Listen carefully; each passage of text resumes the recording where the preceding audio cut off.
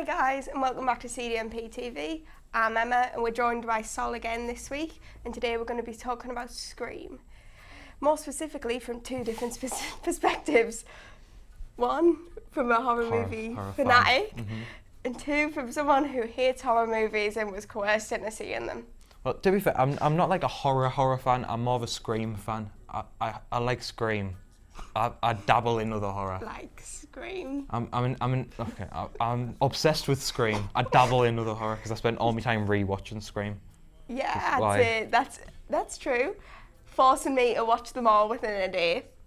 Well, you didn't watch 4 until after you'd seen 5. Yeah, but that's because I ran out of time. I still watched it.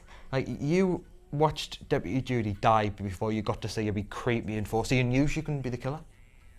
Like, she was set up as one of the biggest red herrings in the 4th one, but you saw her get slaughtered in mid-daylight, so like, it was ruined for you. You need to just squeeze it in. I'd already lost sleep by watching the first 3. Well, then what's the harm in losing a little bit more? I have lessons. I'm so an A-level student, Sol. Me too. Right, so, Scream 5. Okay, stop focusing on the past. Okay, right. Obvious one to start with, the killers. Yeah. So, killers, it goes back to basics. It's the boyfriend, it's Richie, and then his secret girlfriend, Amber, who is the friend of the main character's little sister and lives in the old killer's house. Just because modern day sequels have to tie in every way possible. Say, it had to happen. I predicted Amber, and then I was like, oh, is it going to be Richie? Is it? Oh, and then I was like, oh, is that not too obvious? But then I was like, then it was. See, that's the beauty of it though, because it's too obvious, and it's like, it's bringing it back to basics. Because the first film told you, listen, it's Billy. It's Billy. It screamed at you, it's Billy. Yeah. And yet you didn't believe it, and then when it was, you felt a little bit stupid because it told you. It is insanely obvious, but then you're like, you doubt yourself because it's like, that is far too obvious. Why would they make it that easy? Was it? And that was what was great about Wes Craven and what Radio Silence has captured perfectly with this film, is that just don't be afraid of a trope because people's brains play tricks on them without what you do. Yeah.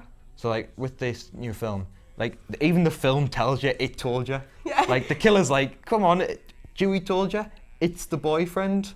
It's always right the boyfriend. Here, it's always the boyfriend. Hence why I'm single. It wasn't in the second one. The boyfriend was the biggest red herring. Yeah. Probably is in the series, to be honest, but it's a different story. He didn't go. His story didn't end too well. Tied to a cross, shot through the heart because horror.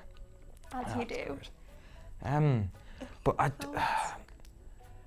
I'm a bit conflicted on Amber because as a character I like her. But it's the fact that they tried so hard to tie her into the past. Like, she had to live in Stu's house. Yeah. Like, why? I understand you want the big finale to be in the place of the original. Yeah. But there's other ways to get them there if you absolutely have to. And the biggest one that every Scream fan wants ever is bring Stu back. Yeah. It was meant to be back in the 3rd one, but then bad stuff happened in the world, so they changed the script 20 times. Yeah. And then they just never brought him back. And he's there. The actor said he'll come back. He was planned to come back. Bring him back. Yeah. Adam, floor manager over there, what do you think? What's your thoughts? I think they should bring Stu back for Scream 6. Obviously it's been announced, doesn't it? I think they should bring Stu back, definitely. Yeah. I mean, I feel like Stu's that interesting of a character that you'd be missing out on. He made the first one. The killer reveal, he made it. Yeah, he was like the... See, I feel like that's what Amber was meant to be in this one. She was over the top. She was doing the psycho noise with the knife. It wasn't anywhere near as good as Stu. It was nowhere near as good. But that's because no one can touch Matthew Lillard. Like, he's the most underrated but also overrated actor of all time. Yeah. Like, he's one of those weird ones where he's not even in a middle ground. He's just one of the extremes. It's either people love him too much or people don't give him enough credit. Yeah. And I feel like he'll never get enough credit for Scream. I feel like he would do really well if he came back though, because he could play that character again. Yeah, exactly. And he's older now. He's wiser. And I think it'd be interesting to have a story where I saw this, so I can't even remember where I saw this, where he comes back and he's out of prison and he's trying to be people think he's trying to be a good guy again. Yeah. And he's trying to stop the killings. And then throughout the film, you finally get convinced that he's not, and then surprise, Sydney.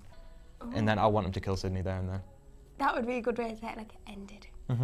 But to end them all. but at the same But time, then it's going to be a you- trilogy. Come on, it's going to gonna be a trilogy. We've got to have our Halloween ends for the Scream Yeah. franchise. It's Let's how it just keep works. going. Scream is Scream because it's meta. So if that's what other horror films are doing, that's what it's going to do. Yeah. It's as simple as that. But speaking of like ending things, Ending things.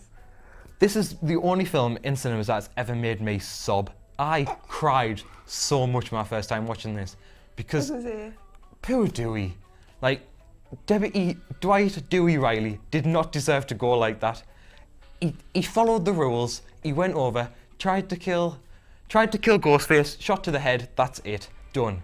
But then Gale had to ring. He got distracted, and then that 17-year-old 5-foot-something girl jumped up, stabbed him in the back, and then lifted him up, chopped him in half. She's like a 5'2". Like, she has no right, and The she just reference, wouldn't I'm be able 5'2", that would have just not That's worked. short. Like, how can she do that? I'm not short. How can they do that to Dewey? It's such a... It made no sense. Like, but he was the standout performance of this film as well. best character. David Arquette was incredible in this film. I watched them all within one day. Didn't have time to build character connections. You were sat next to us in the cinema. I was crying. Yes, but was that for you, or was that you were curled up It in a was- ball for the full film? Yeah, but it was sadness for that part. Yeah, okay, Because that's I alright. didn't cry for the rest of it. Yeah, that's true. I was almost dying inside. Do you know this? It almost got us again. Well, before that, when like we said, the new sheriff died, Yeah. Judy Higgs. Like it was.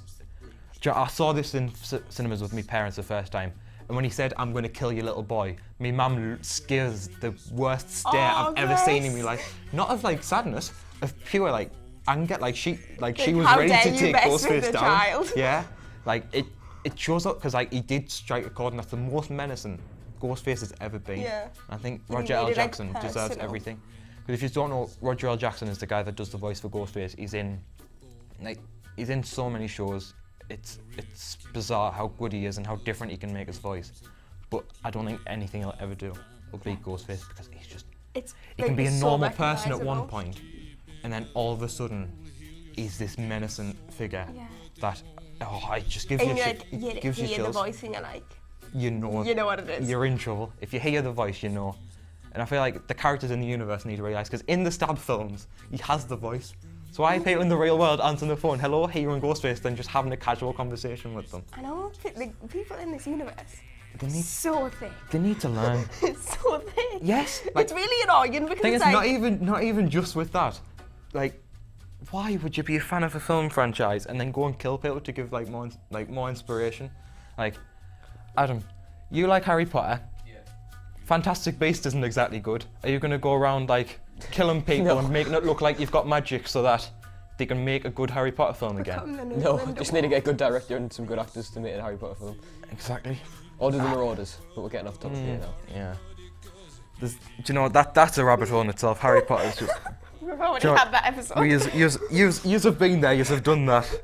Let's not slip into that one. But the Scream franchise is so good at just taking what's happening now and making it meta, making it Yeah. better, which I feel like other franchises struggle with, which is why they can comment on something like toxic fandom, and even though it's something outrageous like people going on a killing spree, like if I don't like the new Like, Halloween film, I'm not going I to was go gonna around say, in a like, Michael mask and fandoms are start like toxic. creating my own film, but it works because it's Scream. Yeah. It's how Scream Fandoms works are toxic. Not toxic enough to murder people in most cases. in most cases. But the fact that they make it so it's extreme enough that it's worthy to be put in a movie. Exactly. Like a toxic fan base that just argue all the time isn't really movie. Yeah. Really. Only Scream can get away with it. I feel like. Yeah, I mean, definitely. I don't. You haven't watched the spin-off series, have you? But that show, I haven't watched series 3 because I couldn't physically get through it. I couldn't do it to myself. It wasn't any good. But the series that MTV did that are on Netflix. Yeah, Scream Queens. No, No, that's the other one. Say this. Scream that's- MTV. I haven't seen it. No, it's a really good show. But even that's meta, and it's just because it has the title Scream, it's allowed to. The first episode, they have a whole speech of that show's Randy saying how you can't have a slasher TV show because it's all over like that. Yeah. it's on the first episode, has no right to be doing stuff like that. And that's what Scream does. Yes. Like, it gets away with everything.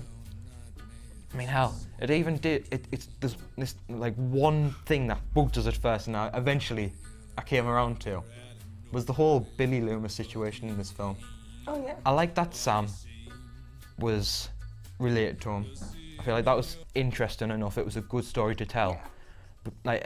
But at first I was like, do we really need the ghost of the old killer Yeah. coming back? Like, how did you, like, I mean, I presume she'll have seen photos, but how do you just imagine someone like, that realistically looking at him? I It's mean, like, there'll have been it makes documentaries as well, sense, surely, because like you but, have your like, true crime shows as well. So surely there was a yeah, true crime but show then, about like, Billy Loomis. Was and Stu the Mack. Stab movies not their version of the true crime shows? Maybe. So, like, would you really, like, I feel like it took it really far. Mm-hmm. It wasn't necessary, but it did work. It Like, worked.